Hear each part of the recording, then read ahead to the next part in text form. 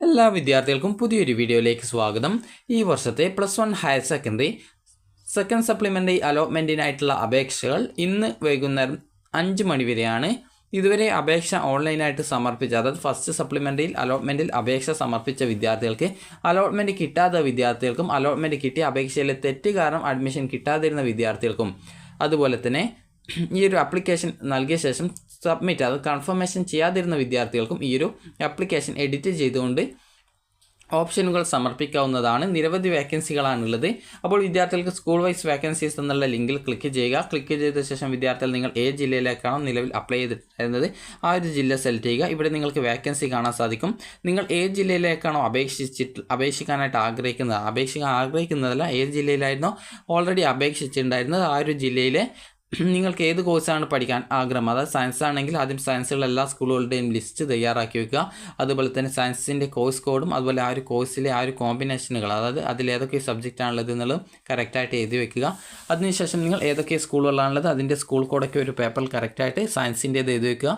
അതിനുശേഷം പിന്നീട് അടുത്തതായിട്ട് നിങ്ങൾക്ക് കമ്പ്യൂട്ടർ സയൻസ് വേണമെങ്കിൽ ആ ഒരു കമ്പ്യൂട്ടർ സയൻസ് വേക്കൻസിയുള്ള സ്കൂളുകളുടെ പേരും അതുപോലെ തന്നെ അതിൻ്റെ കോഡും കറക്റ്റായിട്ട് ഒരു പേപ്പറിൽ എഴുതി വയ്ക്കുക. അതിനുശേഷം കൊമേഴ്സ് വേണമെങ്കിൽ കൊമേഴ്സുള്ള നിങ്ങൾക്ക് അഡ്മിഷൻ എടുക്കാൻ സാധിക്കുന്ന സ്കൂളുകളുടെ പേരും ലിസ്റ്റും, അതായത് പേരും സ്കൂളിലെ കോഡും നിങ്ങൾ ഒരു ലിസ്റ്റായിട്ട്, അതായത് ഒരു പേപ്പറിൽ എഴുതി വയ്ക്കുക. അതിനുശേഷം ഹ്യൂമാനിറ്റീസ് വേണമെങ്കിലും ഇതേ രീതിയിൽ തന്നെ സ്കൂളിൻ്റെ പേരും കോഡും അതുപോലെ തന്നെ കോഴ്സിൻ്റെ കോഡും കറക്റ്റായിട്ട് എഴുതി വയ്ക്കുക. അതിനുശേഷം വിദ്യാർത്ഥികൾക്ക് കാൻഡിഡേറ്റ് ലോഗിൻ ചെയ്ത ശേഷം നിങ്ങൾക്ക് ഈ ഒരു കാൻഡിഡേറ്റ് ലോഗിൻ എസ്റ്റാബ്ലിഷ് എന്ന ലിങ്കിൽ ക്ലിക്ക് ചെയ്യുക. ക്ലിക്ക് ചെയ്ത ശേഷം വിദ്യാർത്ഥികൾക്ക് നിങ്ങളുടെ ആപ്ലിക്കേഷൻ നമ്പറും പാസ്വേഡും ജില്ലയും നൽകി ലോഗിൻ ചെയ്യുക. ലോഗിൻ ചെയ്യുന്ന സമയത്ത് നിങ്ങൾക്ക് സെൻഡ് OTP എന്നുള്ളൊരു ബട്ടൺ കാണാൻ പറ്റും. അപ്പോൾ അതിൽ ക്ലിക്ക് ചെയ്യുമ്പോൾ നിങ്ങളുടെ രജിസ്ട്രേഷൻ ചെയ്ത മൊബൈൽ നമ്പറിലേക്ക് ഒരു OTP വരുന്നതാണ്. ആ ഒരു OTP നിങ്ങൾ നൽകുക.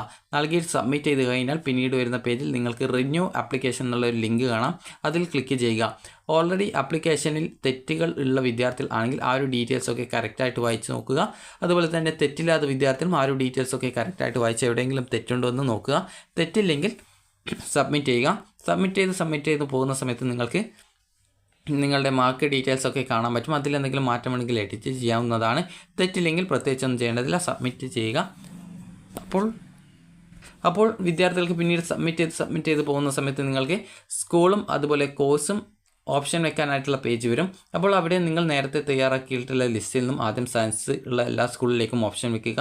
അതുപോലെ തന്നെ പിന്നീട് കമ്പ്യൂട്ടർ സയൻസ് ഉള്ള സ്കൂൾ ഓപ്ഷൻ വെക്കുക. പിന്നീട് കൊമേഴ്സ് ഉള്ളത് വെക്കുക. പിന്നീട് ഹ്യൂമാനിറ്റീസ് ഉള്ളത് വെക്കുക. നിങ്ങൾക്ക് ഏതാണ് പഠിക്കാൻ താല്പര്യമുള്ള സബ്ജക്റ്റ് ഉള്ളത് ആ ഒരു സബ്ജക്റ്റുകൾ മുൻഗണനാക്രമത്തിൽ ആ ഒരു സബ്ജക്റ്റുള്ള സ്കൂളുകൾ ആദ്യം ഓപ്ഷൻസ് വയ്ക്കുക.